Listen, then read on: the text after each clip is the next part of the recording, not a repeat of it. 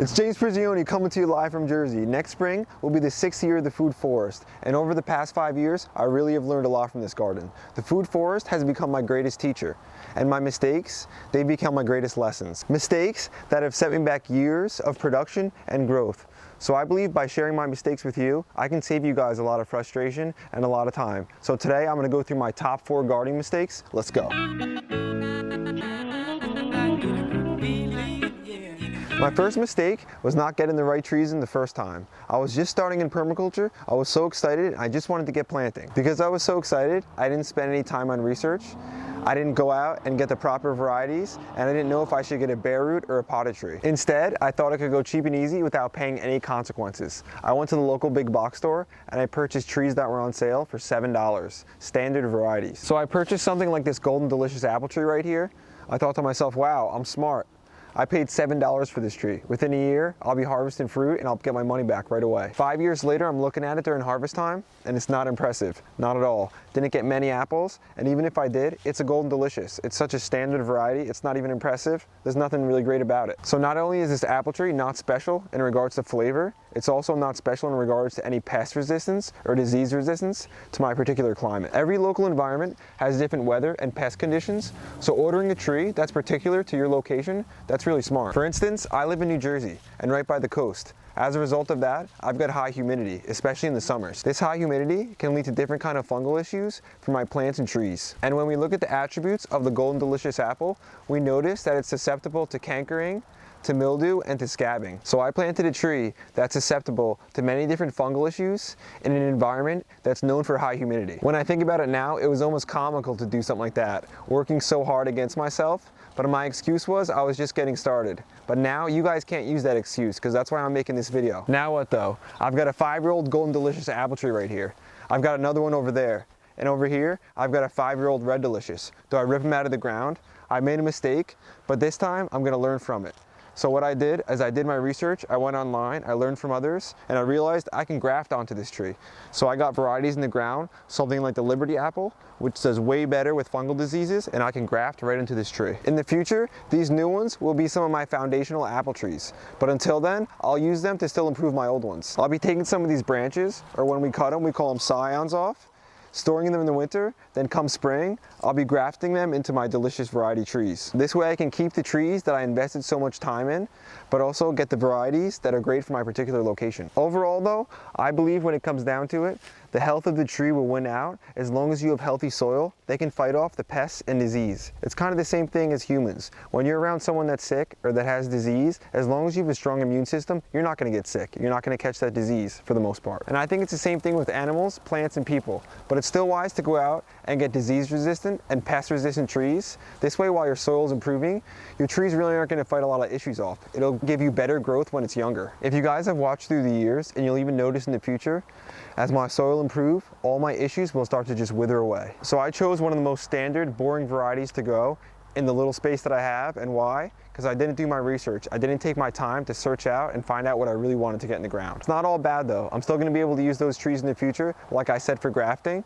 And the other thing I hadn't researched was whether or not I should go with bare root or I should go with a potted tree. I've talked about this before, and one of the main reasons I suggest going for bare root trees is their ability to just spread the roots out when you first plant them.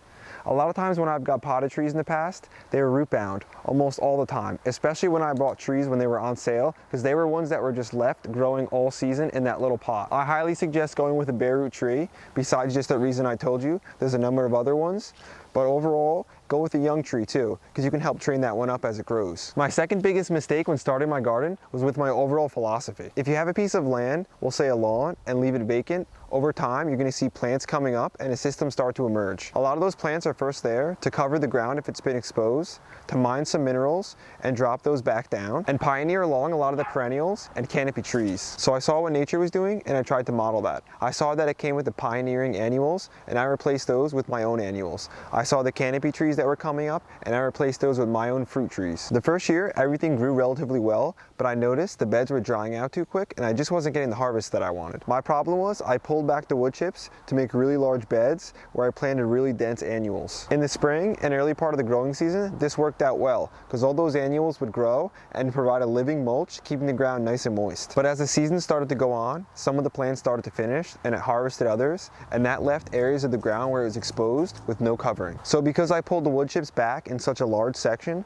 I just exposed that ground. There was no organic matter or any kind of mulch or anything to really hold that moisture in, to retain it through the season when it just got really dry. So I was copying, mimicking nature, but I noticed, watching other people and learning, that I could just manipulate the system a little bit, increase my harvest, increase my yield with even less work. So my main problem was those sections where I pulled back all my mulch, they were too large. They dried out too quickly. What I really needed to do, and what I do now, is I planted thin strips or just in small patches, and then once those plants come up or I've transplanted them out, I can pull the wood chips and the mulch right back around it, retain that moisture, and really get the ideal harvest that I'm looking for. So what I'm essentially doing is, instead of copying exactly what nature does and bringing up those annuals to build the fertility and pioneer along the later trees and stuff, I'm actually just creating a forest floor right now. So what I'm doing is bringing in organic matter and mulches to create an already established forest floor, because that's where all the fertility is. That's really the foundation of any healthy forest, the forest floor.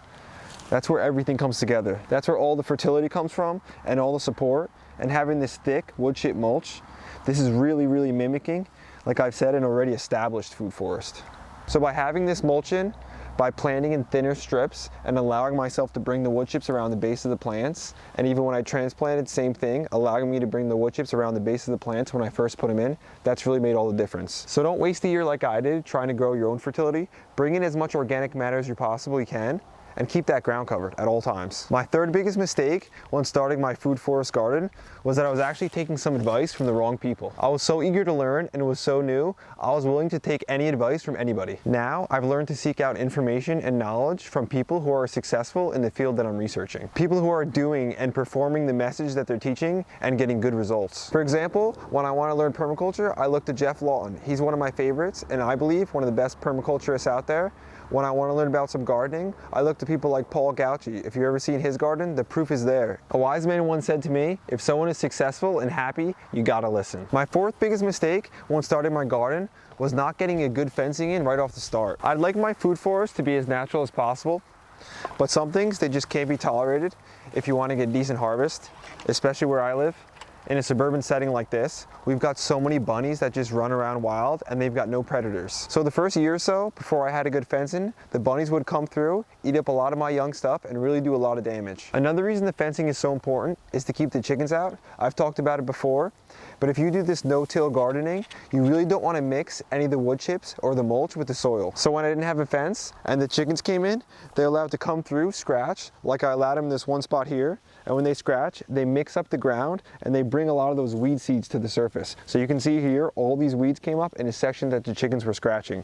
Even though it's chickweed and I can feed it to them, it's just not what I want growing in my food forest. I choose rather to keep the chickens out of the food forest, to give me that real nice forest floor, to mimic that natural setting, and have the chickens in a pen. I'll bring the food to them. A vertical trellis like this is great for saving space and where I grow most of my cucumbers. And this spring and summer, I harvested more cucumbers than I ever have, and I think I can attribute that to using a nice vertical trellis, but also having that thick mulch right around the base of the plants. So those are my 4 biggest garden mistakes. Things that I really wish I could have gone back in time and told myself it would have saved me greatly. So please take some of what I said and think on it. I don't want you making the same mistakes as me. I don't want you to learn your lesson the hard way and waste time. If you enjoyed the video, hit the like button, hit the subscribe button, share it with your friends. And I just wanted to thank everyone for taking the time to watch the videos. And for Phyllis, I really appreciate your continued support. See you in the next one.